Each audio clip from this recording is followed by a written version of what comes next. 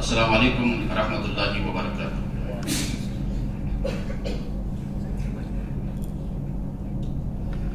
ساتھیوں کی تلاش ایک بہت اچھا ورڈ ہے۔ میں اس پر کچھ باتیں آپ کے سامنے پیش کرتا ہوں۔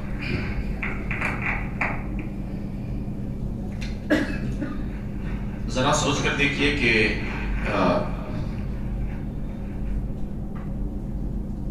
رسول اکرم صلی اللہ علیہ وسلم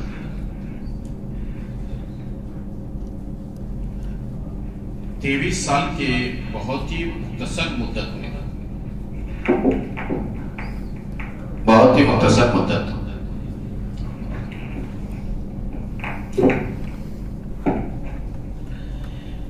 ایک بڑا انقلاب آپ نے برپا کیا۔ کیسا انقلاب؟ آج بھی اگر کسی بھی محفل میں اس انقلاب کا ذکر ہوتا ہے تو ہمارے ایمان میں اضافہ ہوتا ہے۔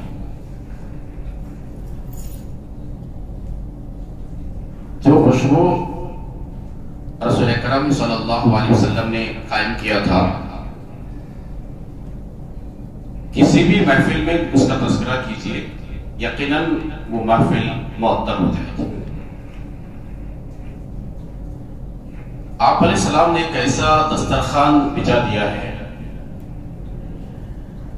ایک آدمی اگر اس دسترخوان پر بیٹھ جاتا ہے تو پھر کبھی کسی اور دسترخوان کی خواہش نہیں کرے گا۔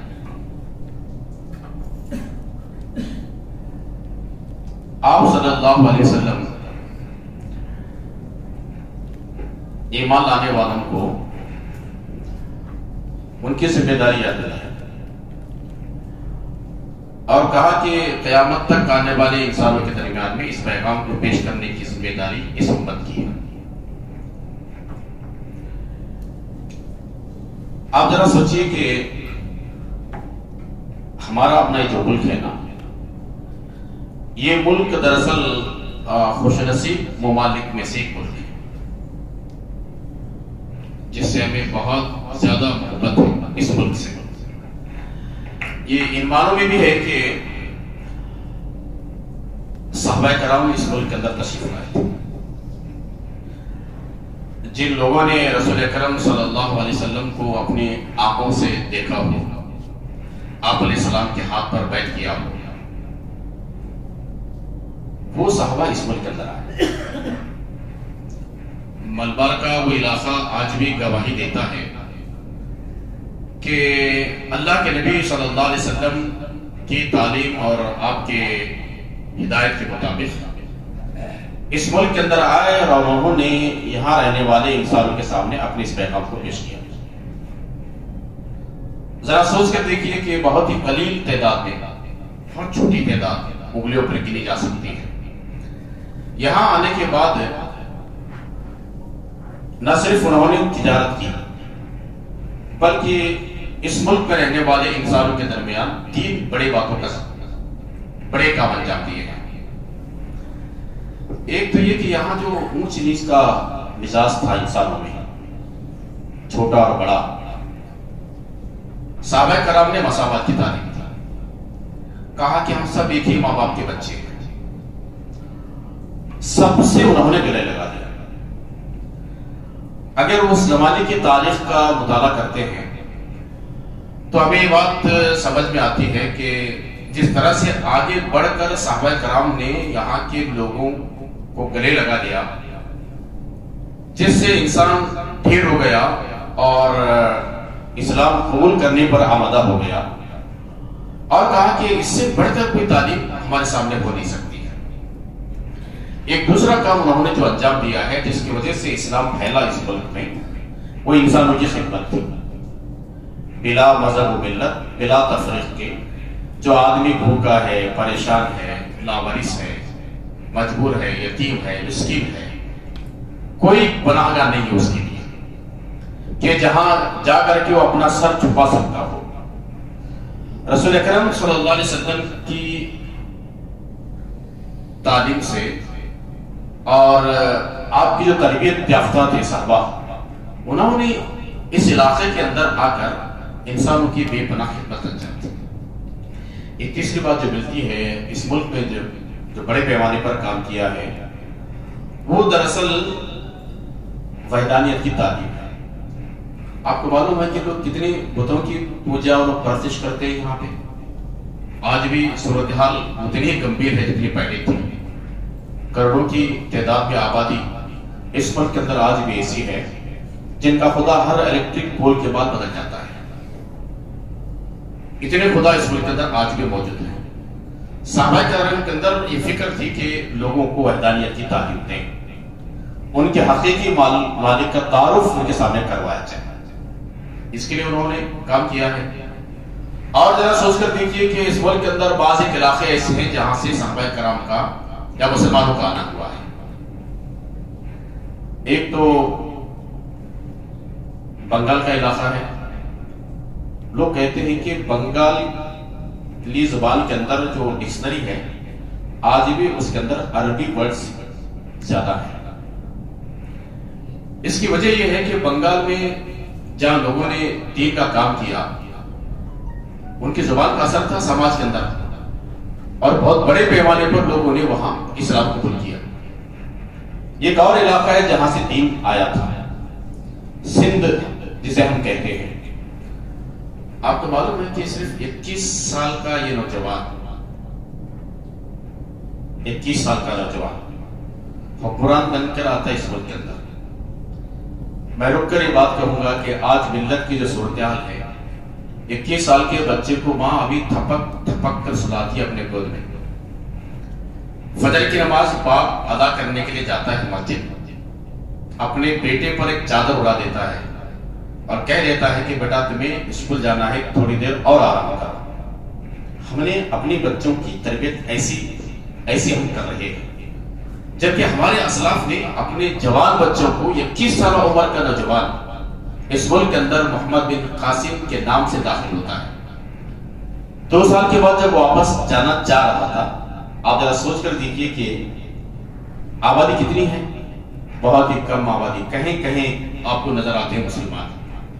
لیکن ہوا یہ کہ جب واپس سے لوٹنا چاہتے تھے، وہاں کی آبادی نے انہیں جانے سے منع کیا تھا اور کہا کہ آپ آنے کی وجہ سے ہم نے سبق پڑھا ہے، مساوات کی تعلیم ہم نے حاصل کی ہے، دوسرے انسانوں کے ساتھ حسن سلوک کی باتیں ہم نے آپ سے پائی ہیں، انسانوں کے حقوق ادا کرنے کی تعلیم ہم نے آپ سے پایا ہے۔ کئی باتوں کا تذکرہ کیا اس زمانے میں ان لوگوں نے۔ ذرا سوچ کر دیکھیے کہ جب محمد بن قاسم واپس لوٹ گئے، لوگوں نے ان کا پتلا بنایا تھا، تاریخ ہے، اور ان کی پوجا اور پرستش انہوں نے شروع کی۔ تو یہ ہمارے اپنے ملک کی تاریخ کے اوراق اگر آپ لوٹیں گے تو مختلف باتیں آپ کو ملتی ہیں۔ میں یاد دلانا چاہوں گا آپ کو کہ 1192 کی یہ وہ عیسوی ہے جہاں سے مسلمانوں کی حکمرانی شروع ہو گئی تھی پورے ملک کے اندر، کسی کے اشتراک کے بغیر۔ 1192 سے لے کر 1857 تک تقریباً 665 سال کا یہ عرصہ ایسا ہے جہاں صرف 3% رہنے والے مسلمانوں نے اس ملک پر حکومت کی تھی۔ لوگ لکھتے ہیں کہ آخری زمانے میں جب 1857 میں حکومت ان کے ہاتھ سے چھینی جا رہی تھی، انگریز جب قبضہ کر رہا تھا حکومت پر، اس وقت مسلمانوں کی آبادی اس ملک کے اندر صرف 9% تھی۔ 3% سے آغاز انہوں نے کیا، 9% ان کی آخری حکومت کے دوران میں مسلمانوں کی آبادی تھی۔ اتنے قلیل تعداد میں رہنے کے باوجود انہوں نے جس طرح سے اس ملک پر حکومت کیا ہے، بہت حیرت ہوتی ہے، ادھر سوچ کر دیکھیے آپ۔ لیکن ان کے جب یہ حکمران تھے، میں صرف 3 باتوں کا ذکر آپ کو کرتا ہوں۔ ملک آزاد ہونے کے بعد 1962 کے اندر اندرا گاندھی جب وزیر اعظم تھی، انہوں نے ایک نعرہ لگایا تھا، آپ کو معلوم ہوگا، روٹی کپڑا اور مکان۔ آج بھی اگر کوئی وزیر اعظم بنتا ہے تو یہی نعرہ لگاتا ہے کہ ہم تمہارے روٹی کپڑا اور مکان کے مسئلے کو حل کریں گے۔ لیکن بات صحیح یہ ہے، گمبھیر بھی ہے، کہ آج تک یہ مسئلہ ہمارے ملک کے اندر حل نہیں ہو سکا۔ ذرا سوچ کر دیکھیے کہ 665 سال تک مسلمان جب حکمران تھے کبھی اس ملک کے اندر اس بات پر احتجاج نہیں ہوا کہ ہمیں روٹی نہیں ملتی ہے، کبھی اس ملک کے اندر احتجاج یہ نہیں ہوا کہ ہمارے لیے مکان نہیں ہے، اور کبھی اس ملک کے اندر احتجاج اس بات پر بھی نہیں ہوا ہے کہ ہمیں کپڑا نہیں ہے۔ آپ ذرا سوچئے کہ پورے ملک کے اندر پورے حکومت جب مسلمان حکمران تھے، اس دوران میں کبھی لوگوں نے اس بات کو لے کر کے پروٹیسٹ نہیں کیا۔ اس کا مطلب یہ ہے کہ جس جی ڈی پی کی بات آج ہم کر رہے ہیں، مسلمان جب حکمران تھے اس ملک کے اندر، یہ پوری دنیا میں سب سے زیادہ مالدار ملک اسے کہا جاتا ہے۔ آپ اس بات پر بھی غور کیجئے کہ جب انگریز آئے اس ملک کے اندر، انہوں نے مسلمانوں کو بے دخل کر دیا۔ میں 1857 کی بات کرتا ہوں۔ بے دخلی کے بعد تقریباً 90 سال کا جو عرصہ ہے آزادی کے لیے، 1947 میں ملک آزاد ہوا ہمارا، یہ 90 سال کے پورے اس عرصے کے اندر مسلمانوں کے، خاص کر مسلمانوں کے ساتھ ناانصافی کی گئی اور ان پر ظلم ڈھایا گیا ہے، پوری تاریخ موجود ہے۔ انگریز کو یہ بات معلوم تھی کہ بہت ہی کم تعداد میں رہنے کے باوجود جو قوم 665 سال تک حکومت کر سکتی ہے، اتنی قوت اس کے پاس ہے، اتنی صلاحیت اس کے پاس ہے کہ پلٹ کر اگر کوئی حکومت میں آ سکتا ہے تو انہیں یقین تھا کہ مسلمان ہی ہو سکتے ہیں۔ لہٰذا آپ دیکھیں گے کہ انگریزوں نے پوری منصوبہ بندی کے ساتھ مسلمانوں کو سیاسی اعتبار سے، سماجی اعتبار سے، تعلیمی اور معاشی اعتبار سے کمزور کر دیا۔ میں ایک مثال آپ کو دیتا ہوں۔ کلکتہ کے ایک صاحب ہیں، ان کے پاس 1000 ایکڑ زمین ہے۔ انگریز یہ کہہ کر کے چھین لیتا ہے کہ چھوٹی سی فیملی کے لیے 1000 ایکڑ زمین کی ضرورت نہیں ہے۔ ایسی کتنی مثالیں ہمارے اپنے ملک کے اندر ملتی ہیں کہ معاشی اعتبار سے مسلمانوں کو کمزور کر دیا گیا، سیاسی اعتبار سے اتنا دور انہیں کر دیا گیا کہ دوبارہ مسلمان سیاست کی بات نہ کر سکے۔ یہ پورا عرصہ چلتا رہا 90 سال کا۔ آپ ذرا سوچئے کہ آزادی کی تحریک بھی اس ملک کے اندر چلی، ملک آزاد بھی ہو گیا، اور آزادی کے بعد بھی اس ملک کے اندر مسلمان جن پریشانیوں سے گزرے ہوئے ہیں، اور آج ہم یہ دیکھ رہے ہیں کہ ایسا معلوم ہوتا ہے کہ آزادی کے بعد موجودہ جو حالات ہیں بہت سنگین ہیں، ایسا ہمیں معلوم ہوتا ہے۔ لیکن اگر آپ یہ دیکھیں گے کہ آزادی کے بعد بھی کئی مسائل سے مسلمان دوچار ہو گئے تھے۔ میں 2-3 باتوں کا ذکر کر دیتا ہوں آپ کے سامنے۔ ایک تو سب سے بڑا مسئلہ مسلمانوں کے سامنے اپنی جان کی حفاظت تھی۔ امت مسلمانوں کی جان، مال، عزت اور آبرو کے تحفظ کی بات تھی۔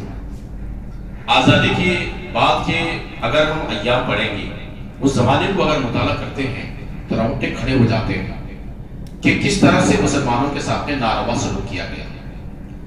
اور آپ کو معلوم ہوگا کہ اس کے ساتھ ساتھ ان کے تعلیمی اداروں پر چھاپا مارا گیا۔ جتنے تعلیمی ادارے اس زمانے میں چل رہے تھے بہت ہی کمزور کرنے کی پوری کوشش ہوئی۔ اور اسی طرح سے وقف کا مسئلہ بھی ہے۔ وقف کی جو پراپرٹی ہے نا، وہ ہمارے آباء و اجداد نے اسے دیا ہے، کسی حکومت نے نہیں دیا ہے، بلکہ ہمارے آباء و اجداد نے مسلمانوں کی تعلیمی، معاشی اور سیاسی اعتبار سے انہیں مضبوط کرنے کے لیے، ان کی معاشی زندگی کو بہتر بنانے اور تعلیمی اعتبار سے بہت مضبوط کرنے کے لیے اپنے پاس جو جائیداد تھی انہوں نے وقف کر دیا تھا۔ میں ابھی وہ اوقاف کے جو مختلف گیجٹ ہیں اسے میں جب پڑھ رہا تھا، دیکھ کر کے بہت حیرانی اس بات پر بھی کہ گجرات کے اندر یہ صاحب 400 ایکڑ زمین یہ کہہ کر کے وقف کر دیتے ہیں کہ فلاں جامعہ مسجد میں قیامت تک چراغ جلانا ہوگا میری اس پراپرٹی سے، قیامت تک چراغ جلانے کے لیے میں 400 ایکڑ زمین وقف کر دیتا ہوں۔ دور مت جائیے آپ، کرناٹک کی جو اوقاف ہے نا اس کا بھی تذکرہ کروں گا آپ کے سامنے۔ کیا سوچئے کہ کرناٹک میں گلبرگہ معلوم ہے؟ اگر آپ جیورگی سے گلبرگہ نکلتے ہیں تو ایک درگاہ ہے حضرت خلیفۃ الرحمن رحمۃ اللہ علیہ، ایک درگاہ ہے۔ ہم نے یہ دیکھا کہ اس درگاہ کے تحت 480 ایکڑ زمین ہے۔ انہوں نے کیا لکھا ہے؟ مختلف لوگوں نے وقف کر دیا، کہا کہ قیامت تک اس درگاہ میں چراغ جلنا چاہیے۔ تو مسلمانوں نے اپنی زمینات کو وقف کر دیا تھا تاکہ مسلمانوں کی بہتری کے لیے، ان کی تعلیم کے لیے، ان کی معاشی زندگی کو بہتر بنانے کے لیے صرف کیا جائے۔ لیکن آزادی کے بعد ہم دیکھتے ہیں کہ اوقاف کی زمینات پر بہت بڑے پیمانے پر قبضہ کر لیا گیا۔ آج بھی ہم اس سے جوجھ رہے ہیں۔ ایک تو یہ ہم دیکھتے ہیں کہ ایک دوسرا ورق ہم کہہ سکتے ہیں کہ مسائل ہمارے سامنے کیے ہیں۔ ایک اور بات میں آپ کے سامنے کہوں گا کہ اس ملک کے اندر جتنی جماعتیں قائم ہوئی ہیں وہ 1857 کے بعد ہے. اس سے پہلے آپ کو کسی بھی جماعت کا تصور آپ کو نہیں ملے گا. 1857 کے بعد میں کچھ باتیں آپ کے سامنے رکھ دیتا ہوں. ذرا سوچئے کہ سب سے پہلے یہاں ہم کہہ سکتے ہیں کہ سنت الجماعت کی طرح یاد کریں گے، ہے نا؟ سنت الجماعت کے اصل کون ہے اس کے؟ مولانا احمد رضا خان بریلوی رحمۃ اللہ علیہ. میں بہت ادب کے ساتھ ان کا نام لیتا ہوں اس لیے کہ اس زمانے میں جس طرح سے مقابلہ کیا انگریزوں کا، انگریز چاہتے تھے کہ مسلمانوں کو مسلمان جو اللہ کے رسول صلی اللہ علیہ وسلم سے محبت کا اظہار کرتے ہیں، اور ہمارے نوجوانوں میں اور ملت کے اندر بھی جذبہ آج بھی باقی ہے محبت رسول. محبت رسول کیا ہے؟ ہمارا شہرت ایسا ہے، یہ شہرت کٹ جاتی ہے تو پھر ایمان باقی نہیں رہتا. احمد رضا خان بریلوی رحمۃ اللہ علیہ نے اس زمانے کے اندر محبت رسول کا نعرہ دیا تھا. انگریز محبت رسول کی شہرت کو کاٹنا چاہتا تھا، لیکن اس زمانے میں انہوں نے محبت رسول کے چراغ کو روشن کرنے کی پوری کوشش کی. اور ان کے سامنے یہ تھا کہ چونکہ مسلم نوجوانوں کو دیکھ رہے تھے، مسلمانوں کو دیکھ رہے تھے، انہوں نے اس طرح کے کام کو آغاز کیا تھا. آج بھی ہم کہہ سکتے ہیں کہ کوئی ڈاکومنٹ آپ کو ایسا نہیں ملے گا سنت الجماعت کا جسے باقاعدہ انہوں نے سوچ سمجھ کر کے جماعت بنائی. میں زیادہ اس پر کو نہیں کروں گا. ایک دوسری بات میں آپ سے کہتا ہوں کہ یہاں ہمارے ملک کے اندر 1906 میں اہل حدیث قائم ہوئی تھی، اور ان کی کتاب ہے اہل حدیث، تاریخ اہل حدیث. اس کتاب کے اندر 450 صفحات والی کتاب ہے. اس کتاب کے اندر اہل حدیث اس ملک میں کب قائم ہوئی، کس لیے قائم ہوئی، قائم کرنے میں کن کا رول تھا، ان کے اغراض و مقاصد کیا ہیں اور کیا کرنا چاہتے ہیں، یہ سارے باتیں آپ کو اس کے اندر ملیں گے. پہلے جو ان کے ناظم اعلیٰ بنے تھے مولانا ثناء اللہ امرالصلی رحمۃ اللہ علیہ. ذرا سوچیے آپ اس طرح سے، تو ان کے ذہن میں دو باتوں کا ذکر ملتا ہے. ایک یہ کہ ملت کو وحدانیت سے جوڑا جائے، ایک بات یہ تھی. دوسری بات یہ تھی کہ مسلمانوں کے اندر اتحاد پیدا کیا جائے. یہ دو ہی باتوں کا ذکر ملتا ہے اس کے اندر. ایک مسلمانوں کو وحدانیت سے جوڑنا، ان کی اصلاح کی طرف توجہ کرنا، اور دوسرا یہ کہ جتنے مسلمان بھی یہاں رہتے ہیں ان کے اندر اتحاد پیدا کرنا. یہ دو باتیں خاص کر کے آپ کو ملیں گی. ایک تیسری بات کو میں ذکر کرتا ہوں آپ کے سامنے کہ اس ملک کے اندر ایک اور جماعت بھی قائم ہوئی تھی جن کو ہم جمعیت علماء ہند کے نام سے یاد کرتے ہیں. 1919 میں قائم ہوئی تھی. اور آپ کو ذرا سوچئے کہ ان کے قائم کرنے کا مقصد کیا تھا. یہاں بھی مسلمان تھے. کہا کہ مسلمانوں کو انگریز سیاسی اعتبار سے اور تعلیمی اور سماجی اعتبار سے انہوں نے بہت دور کر دیا ہے، اور آنے والا زمانہ کیسا ہوگا نہیں معلوم ہے. بہتر یہ ہوگا کہ کوئی جمعیت ہم قائم کریں تاکہ مسلمانوں کے لیے مختلف ان میدانوں کے اندر ہم لوگ کام کر سکیں. یہ تھا جمعیت کا، اور انہوں نے اس کے لیے قائم کیا، اس کے لیے کام بھی کیا ہے. کچھ ریکارڈ بھی ہمارے پاس موجود ہے، یہ آپ کو ملے گا. یہاں بھی جو منشا تھا، اصل ٹارگٹ تھا، جن پر یہ کام کرنا چاہتے تھے، وہ مسلمانوں کی اصلاح تھی. تعلیمی اعتبار سے، سیاسی اعتبار سے، سماجی اعتبار سے مسلمانوں کی اصلاح ہو سکی. آپ کو معلوم ہوگا کہ ایک اور جماعت بھی ہمارے اپنے ملک کے اندر قائم ہوئی ہے. میں ان پر ذرا گفتگو کرنا چاہتا ہوں. یہ 1921 میں مولانا محمد الیاس رحمۃ اللہ علیہ اپنے کام کا آغاز کیا تھا. تبلیغ جماعت کے نام پہ ہم لوگ یاد کرتے ہیں. میں آپ پہ آروپ کر کے کہوں گا کہ 1918 میں مولانا محمد الیاس رحمۃ اللہ علیہ کا دورہ ہوا تھا میوات کا. یہ 1918 کی بات ہے. میوات میں آپ کو معلوم ہے کہ آلور گیجٹ ہے ایک، اگر آپ پڑھنا چاہیں تو پڑھ سکتے ہیں. آلور گیجٹ یہ ہے 1758 کا گیجٹ. آلور گیجٹ کے نام پہ بہت مشہور. اس گیجٹ کے اندر یہ بات ہے کہ میوات کے اندر 36 لاکھ مسلمان تھے، جن کا حال یہ تھا کہ نام سے بھی، کام سے بھی، رسم و رواج سے بھی یہ معلوم نہیں ہوتا تھا کہ مسلمان. جب تک کوئی پنڈت آ کر کے منتر نہیں پڑھتا اس وقت تک شادی کا اعلان نہیں ہوتا تھا. نکاح ہو گیا ہے اس کا اعلان نہیں ہوتا تھا. یہ صورتحال تھی. نماز روزے سے بالکل بہت دور تھے، کلمہ تک پڑھنے نہیں آتا، لیکن تھے وہ اس میں. مولانا محمد الیاس رحمۃ اللہ علیہ 1918 میں پہلا ان کا دورہ ہوا تھا، اور 1921 میں جماعت کی شکل میں وہاں گئے تھے. اور یہ دھیرے دھیرے جب کام کرتے کرتے بہت آگے بڑھے تو اسے لوگوں نے تبلیغ جماعت کے نام پہ یاد کیا. اور آپ کو معلوم ہے کہ 1936 کے اندر یہ تبلیغ نصاب پہلی مرتبہ لکھی گئی کہ تبلیغ جماعت والوں کو کن کاموں کو کرنا چاہیے، اس کا عمل کیا ہوگا. یہ 1936 میں لکھی گئی. یہ نہ صرف ہندوستان میں بلکہ پورے ورلڈ کے اندر بھی الحمدللہ لوگوں کی اصلاح کی یہ پوری کوشش کرتے ہیں، نماز اور اس سے متصل جتنے اذکار ہیں اسے ٹھیک ٹھاک کرنے کے لیے کافی مصروف ہے۔ یہ پوری زندگی، یہ پوری تاریخ ملتی ہے ان جماعتوں کی اگر آپ مطالعہ کریں۔ لیکن میں آپ کے سامنے ایک اور بات کا تذکرہ کرتا ہوں، آپ ان باتوں پر غور کر کے دیکھیے کہ کس طرح کے حالات تھے ہمارے اپنے ملک کے اندر۔ ایک بات تو یہ تھی کہ یہ جماعتوں کا تذکرہ میں نے کیا ہے، ایک اور بات ذکر کروں میں آپ کو کہ 1857 کے بعد جتنے بڑے دینی مدرسے ہیں وہ 1857 کے بعد قائم ہوئے۔ دارالعلوم دیوبند، ندوۃ العلماء لکھنؤ، مسلم علی گڑھ یونیورسٹی، جامعہ دارالسلام، جامعہ نظامیہ، جتنے بڑے مدارس ہیں پورے ملک کے اندر اس وقت وہ سب کے سب 1857 کے بعد قائم ہونے والے ہیں۔ اس سے پہلے اس ملک کے اندر کوئی اس طرح کے بڑے مدرسے کا تذکرہ آپ کو تاریخ کے اندر نہیں ملے گا۔ آزادی کی لہر تھی کہ لوگ اس ملک کو آزاد کروانا چاہتے تھے، ایک لہر اٹھی اور آپ کو معلوم ہوگا کہ گاندھی جی کا تعارف کروانے والے ہم ہیں۔ جب وہ تعلیم حاصل کر کے لوٹے، سوچا کہ کوئی ایسے ہندوؤں میں سے کوئی فرد ایسا ہو جن کی قیادت میں آزادی کی جنگ لڑی جا سکتی ہے۔ مسلمانوں نے اپنے جلسے کے اندر جلسوں میں مختلف مقامات پر گاندھی جی کو لے جاتے اور ان کا تعارف کرواتے تھے اور ان کو قائد تسلیم کیا اور آزادی کے لیے کہا کہ تم آگے بڑھو، ہم آپ کا ساتھ دینے والے ہیں۔ ظاہر بات ہے کہ مسلمان آزادی کے لیے کافی جدوجہد کیا ہے اور بڑی قربانیاں دیا ہے۔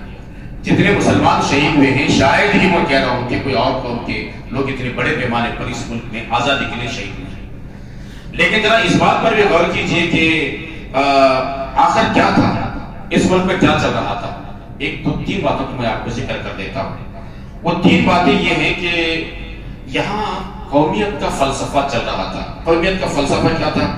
جغرافیائی حدود میں زبان، نسل یا مذہب کی بنیاد پر وجود میں یہ آتی ہے قومیت۔ لوگوں نے یہ تاثر دے رہے تھے کہ علاقے کی بنیاد پر، مذہب کی بنیاد پر، زبان کی بنیاد پر ایک قوم بن جاتی ہے۔ کہا کہ اس ملک کے اندر جتنے مسلمان بھی ہیں وہ ہماری قومیت سے تعلق نہیں رکھتے۔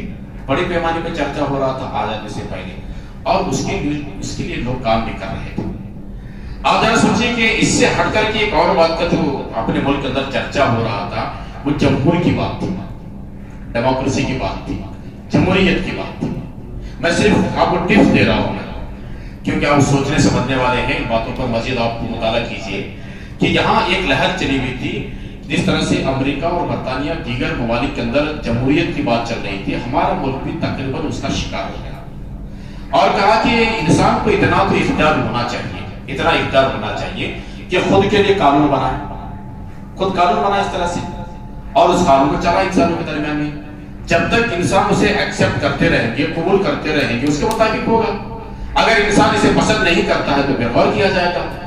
تو مجموعی طور پر اس کا جو آخر رزلٹ تھا وہ تھا کہ انسان مکلف ہے قانون بنانے کا اور وہ خود اپنے لیے جو بہتر ہو سکتا ہے وہ قانون بنائے گا اور پھر اسی کے مطابق ہم پورے ملک کے اندر ملک کو اس کے مطابق ہم چلائیں گے۔ دراصل یہ ہمارے ملک کا یہ کانسیپٹ نہیں تھا بلکہ یہ آیا باہر سے، جمہور یا جمہوریت یا ڈیموکریسی جسے کہتے ہیں، یہ آیا تھا باہر سے آیا تھا۔ اسے یہاں لوگوں نے خاص کر چونکہ انگریزوں کی حکومت تھی پورے ملک کے اندر، انگریزوں نے بہت بڑے پیمانے پر اسے عام کیا تھا۔ ایک اور بات کا ذکر میں آپ کے سامنے کرتا ہوں کہ ہمارے اپنے ملک کے اندر ایک تحریک یہاں پر چلی کمیونزم کی۔ آپ کو معلوم ہے کہ کمیونزم نے بہت ہی پر اثر انداز میں لوگوں کو متاثر کرنے کی کوشش کی اور اس تحریک کی جڑ میں یہ بات بھی موجود ہے کہ انہوں نے خدا کا انکار کیا، کہا کہ دنیا یوں ہی چلتی ہے، خود بخود بنی ہے، خود بخود ختم ہو جائے گی، اس کا چلانے والا کوئی بھی نہیں ہے۔ یہ تاثر اور یہ علم، یہ ذہانت اور فکر کے ساتھ بڑے پیمانے پہ اس ملک میں کام انجام دیا گیا۔ میں یہ کہہ رہا ہوں کہ تین باتوں سے زیادہ مسلمان بھی یہاں متاثر رہے بہت بڑے پیمانے پر۔ اگر آپ ہمارے مختلف جماعتیں ہیں اسے اگر آپ تقسیم کر کے دیکھیں، یہاں پہ جتنی جماعتیں چونکہ قائم ہو چکی تھی، آزادی کی لہر تھی، تین باتیں بہت بڑے پیمانے پہ عام ہمارے ملک کے اندر ہو رہی تھی، مسلمان بھی تقریباً اس سے متاثر ہوئے اور کہا کہ ہم کیونکہ ہماری اپنی جان کی تحفظ کا بھی ایک معاملہ ہے، اگر ہم جمہور کی بات نہ کریں، ڈیموکریسی کی بات نہ کریں، آزادی کی بات نہ کریں اور اس ملک کے اندر اسٹرگل کی بات اگر نہ کریں تو اس سے مسلمانوں کو بھاری جو نقصان ہو سکتا ہے، یہ خیال ہوگا مختلف جماعتوں کا۔ لہٰذا ہم دیکھتے ہیں کہ جتنی جماعتیں قائم ہوئی تھیں یہ سب کی سب جماعتیں کسی نہ کسی حد تک، یہ تین جو بنیادی باتوں کا تذکرہ میں نے آپ کے سامنے کیا ہے، اس سے بہت زیادہ متاثر تھی۔ لہٰذا سید ابو العلا مودودی رحمۃ اللہ علیہ نے بات ہمارے درمیان میں آئی یہاں کے کہ جب آپ نے اسٹڈی کا آغاز کیا قرآن مجید، نبی کریم صلی اللہ علیہ وسلم کی زندگی اور پوری اسلامی تاریخ 1920 سے لے کر کے 1941 تک، اس سے پہلے آپ نے مختلف مقامات پر اپنی خدمات کو کی، پھر آپ نے مطالعہ شروع کیا، پورے ملک کی اسٹڈی انہوں نے کی، انگریزوں کے حالات کا اسٹڈی انہوں نے کیا، خلفائے راشدین کی زندگی کو انہوں نے مطالعہ کیا، نبی کریم صلی اللہ علیہ وسلم کی تعلیمات کو آپ نے مطالعہ کیا۔ اس ملک میں اسلام کے آغاز سے لے کر اب تک صورتحال کیا ہے، تقریباً 20 سال تک آپ نے اسلام کے اندر اپنے آپ کو لگا دیا کہ کس طرح سے مسلمانوں کو دوبارہ کھڑا کیا جا سکتا ہے۔ پھر کیا ذرا سوچیے آپ نے ان لوگوں سے جتنی جماعتیں تنظیمیں اس ملک کے اندر کام کر رہی تھی ان کے سامنے اس بات کو واضح کیا، ان کے ذمہ داروں سے ملاقات کر کے، یا اگر کسی سے ملاقات نہیں ہوتی ہے تو خطوط لکھ کر کے مولانا مودودی رحمۃ اللہ علیہ نے یہ بات یاد دلائی کہ ہم اس ملک میں پوری دنیا کے اندر خیر امت ہیں، ہمارا منصب اور مقام اللہ تبارک و تعالیٰ نے قرآن میں بیان کر رکھا ہے۔ نبی کریم صلی اللہ علیہ وسلم اس دنیا کے اندر دین کے غلبے کے لیے تشریف لائے تھے، دین کو عام کرنے کی تشریف لائے تھے، ہم داعی امت ہیں اور ہمیں اس کام کو انجام دینے کے لیے ہمیں اٹھ کھڑا ہونا پڑے گا۔ صرف مسلمانوں کی تھوڑی بہت اصلاح سے ہم وہ ذمہ داری ادا نہیں کر سکتے، صرف ذمہ داری کو ادا کرنے کے لیے اللہ تبارک و تعالیٰ ہمیں دنیا کے اندر پیدا کیا ہے۔ آپ کو معلوم ہے کہ میں تذکرہ کرنا مناسب سمجھوں گا کہ 1941 کی ایک بات میں ذکر ہر جگہ کر رہا ہوں۔ جنوری کے مہینے میں 1941 جنوری کے مہینے میں ندوۃ العلماء لکھنؤ ہے نا، ندوہ میں ایک اجلاس مولانا ابو الحسن ندوی رحمۃ اللہ علیہ نے بلایا۔ اس اجلاس میں 100 سے زائد دانشوران شریک تھے، علماء شریک تھے۔ میں 2-3 علماء کا ذکر کر دیتا ہوں۔ مولانا عبد الماجد دریابادی رحمۃ اللہ علیہ اس اجلاس میں شریک تھے، مولانا حضرت مولانا ابو الحسن ندوی رحمۃ اللہ علیہ اس اجلاس میں شریک رہے، مولانا محمد الیاس رحمۃ اللہ علیہ اس اجلاس میں شریک رہے، مولانا منظور نعمانی رحمۃ اللہ علیہ اس اجلاس کے اندر شریک تھے۔ اور ایک شخصیت آپ کو معلوم ہوگا کہ جو کمیونزم کے داعی تھے، فیض احمد فیض، وہ بھی اس اجلاس میں شریک تھے، جو 1941 جنوری کی بات میں کہہ رہا ہوں۔ مولانا مودودی کو اظہار خیال کا موقع دیا گیا، مولانا نے جم کر کے باتوں کو پیش کی کہ امت کی اصل ذمہ داری کیا ہے، ہمیں کرنا کیا ہوگا۔ کہا کہ یہ انگریز کا دیا ہوا فلسفہ، مغرب سے آنے والا فلسفہ، کمیونزم جہاں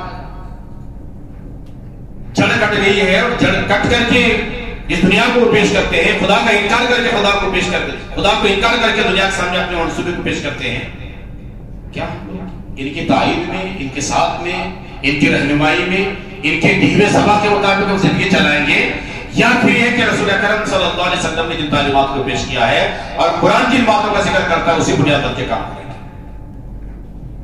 مولانا مودودی رحمۃ اللہ علیہ نے وہاں 70 منٹ کا اظہار خیال فرمایا، وہ پڑھنے کے قابل ہے، اور وہ کہاں ملے گا آپ کو؟ وہ ملے گا تاریخ جماعت اسلامی، یہ آباد شاپوری صاحب کی لکھی ہوئی کتاب ہے، اس کتاب کے اندر ساری تقریر آپ کو ملے گی۔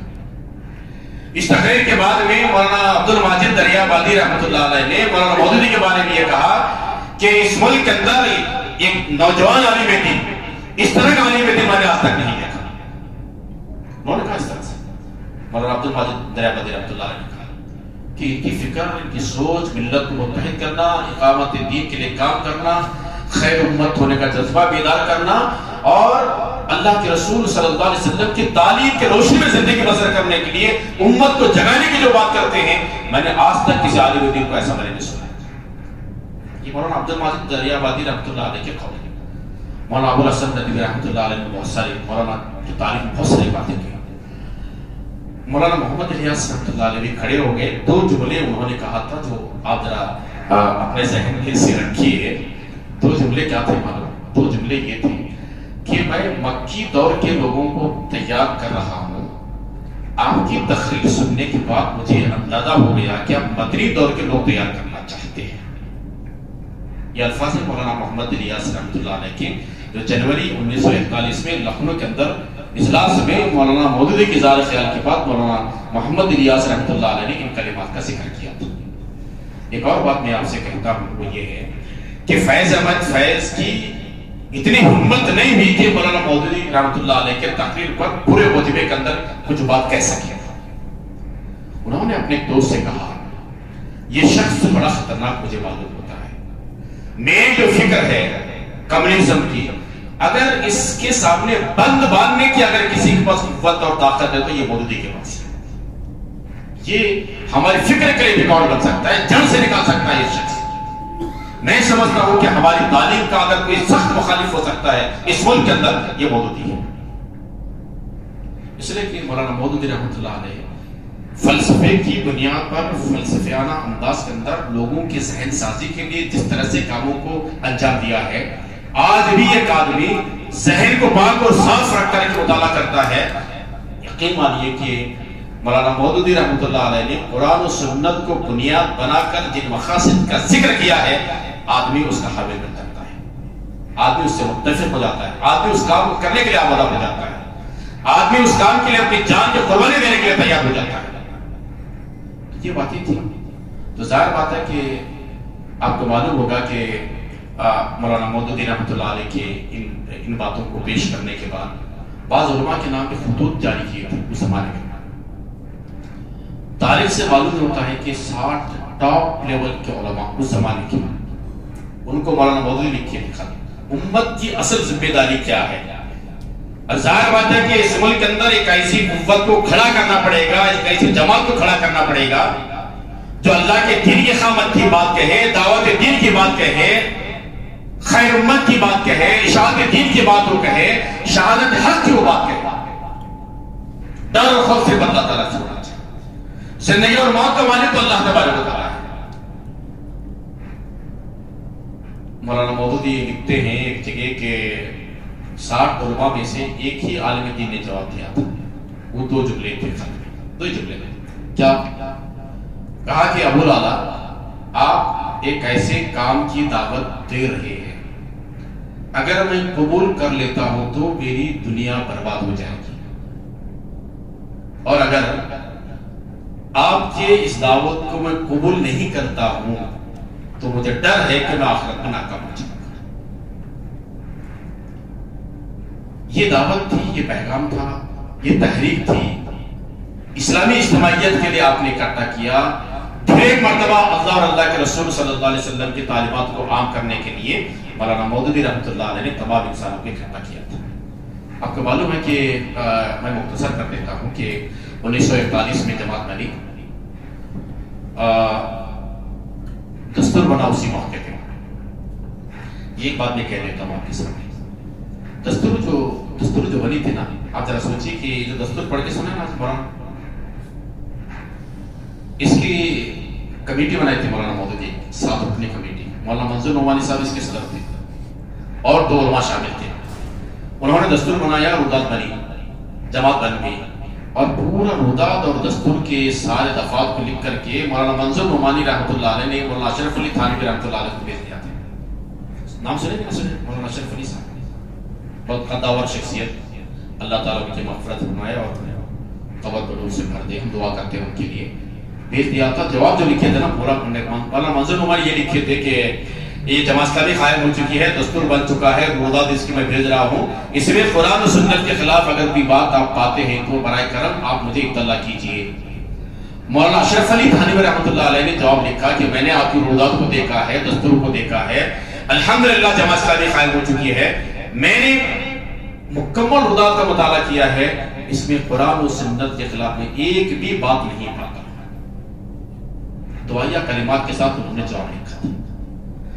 اب جماعت بن گئی 1941 میں، شروع دن سے ہی 8 میدانوں کی نشاندہی ہوئی تھی، اس میں ملت ہے، غیر مسلم بھائی ہیں، خواتین میں کام ہے، نوجوانوں میں بیداری ہے۔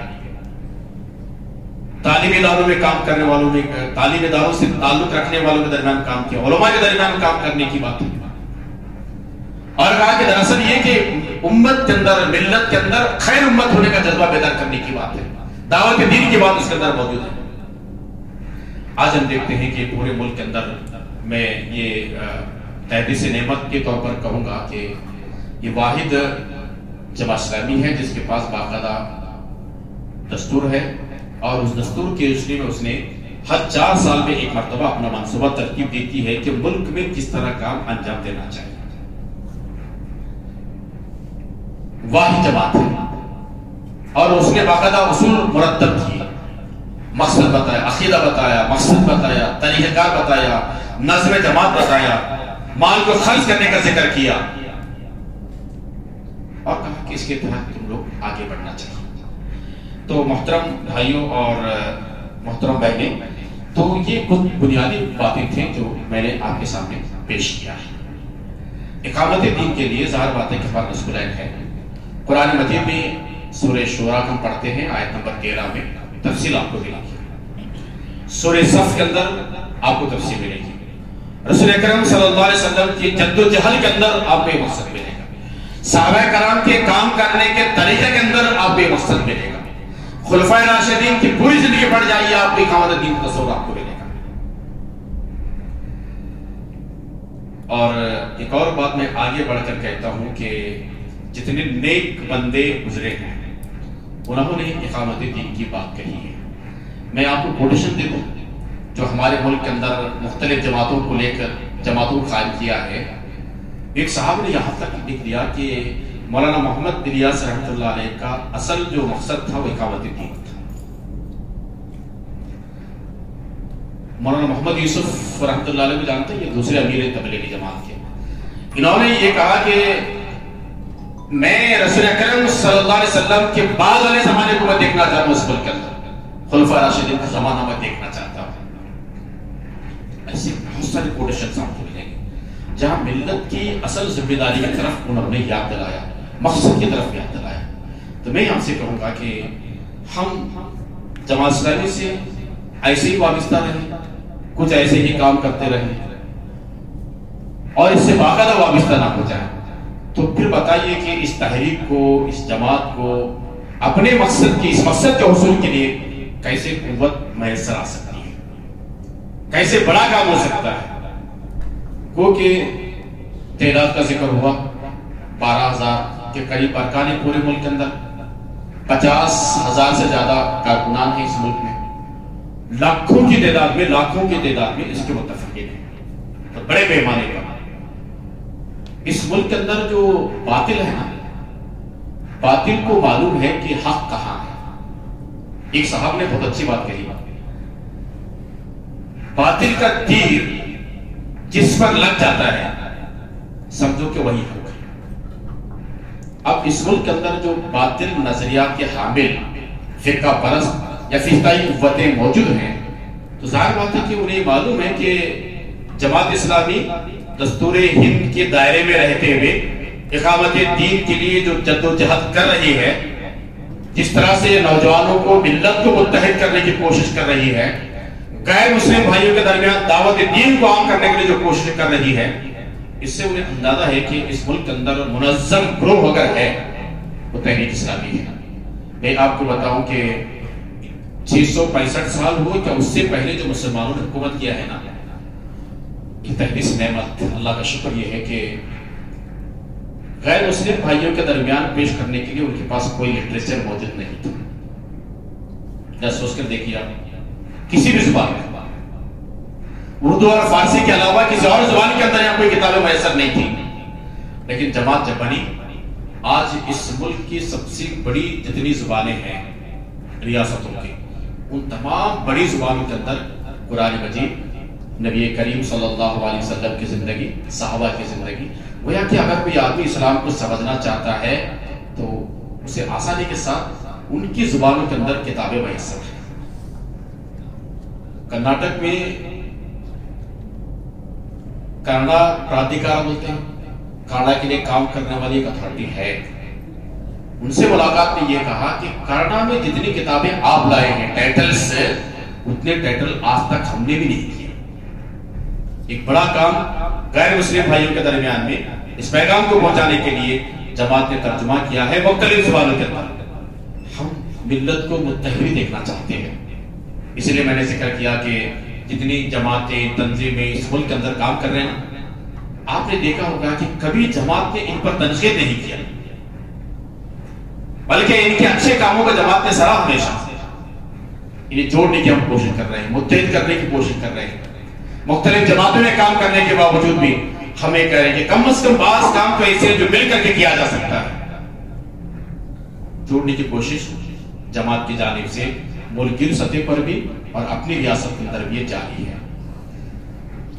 خاص کام یہ ہے کہ ملت کے اندر ایک شعور کی جو بیداری ہے نا، تم خیر امت ہے، اللہ نے آپ کی اس دنیا کے لیے، اس دنیا میں رسول اکرم صلی اللہ علیہ وسلم کے پیغام کو پیش کرنے کے لیے پیدا کیا ہے، اس کام کو انجام دینے کے لیے ملت کے اندر شعور کی بیداری کا کام بڑے پیمانے پہ جماعت انجام دے رہی ہے۔ ہم آپ سے گزارش کرتے ہیں کہ آپ تحریک کے قریب آ جائیے، مطالعہ آپ کیجیے، کارکن بن کے کام کیجیے۔ ہم کارکن نہیں بلکہ آگے بڑھ کر بھی کام کیجیے تاکہ اس تحریک کو مزید مضبوط کر سکیں اور اقامت دین کا کام اس ملک میں بہتر سے بہتر انداز میں انجام پا سکیں۔ میں دعا کرتا ہوں اللہ تبارک و تعالیٰ سے کہ اللہ تعالیٰ مجھے بھی، آپ کو بھی اور تمام اہل ایمان کو، بالخصوص تحریک سے وابستہ ہم سب کو اللہ تعالیٰ آخری دم تک اقامت دین کے لیے جد و جہد کرنے کی توفیق عنایت کرے۔ آمین۔ وآخر دعوانا ان الحمد للہ رب العالمین۔ السلام علیکم ورحمۃ اللہ وبرکاتہ۔